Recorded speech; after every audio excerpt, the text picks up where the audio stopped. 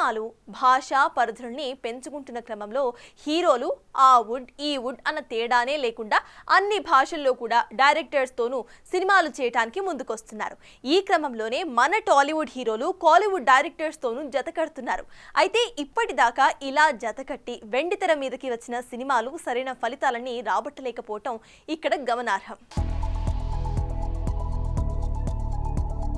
సినిమాలు ఎప్పుడైతే పరిధులను పెంచుకొని పాన్ ఇండియా బాట పట్టాయో అప్పటి నుండి హీరోలు కూడా పరభాషా దర్శకులతో జతకట్టడం ఎక్కువైందనే చెప్పాలి. అయితే అలా కోలీవుడ్ దర్శకులతో టాలీవుడ్ హీరోలు జతకట్టి చేసిన చాలా సినిమాలు బాక్సాఫీస్ వద్ద బోల్తా కొట్టడం గమనార్హం. ఈ క్రమంలో కొన్నేళ్ల క్రితం పవన్ కళ్యాణ్ హీరోగా తమిళ దర్శకులు తెరకెక్కించిన పంజా, బంగారం వంటి సినిమాలు బాక్సాఫీస్ వద్ద బోల్తా కొట్టగా, రాఘవ లారెన్స్ దర్శకత్వంలో ప్రభాస్ నటించిన రెబల్ ఎంతటి బిగ్ డిజాస్టర్ అయ్యిందో చెప్పక్కర్లేదు. ఇక మురుగదాస్ దర్శకత్వంలో మహేష్ బాబు నటించిన స్పైడర్ భారీ అంచనాల మధ్య రాగా ఫలితమేమైందో అందరికీ తెలిసిందే. ఇక అర్జున్ రెడ్డి సక్సెస్ తో మంచి ఊపులో ఉన్న విజయ్ దేవరకొండ ఇష్టపడి ఆనంద్ శంకర్ దర్శకత్వంలో నటించిన నోట ఆశించిన ఫలితాన్ని ఇవ్వలేకపోయింది.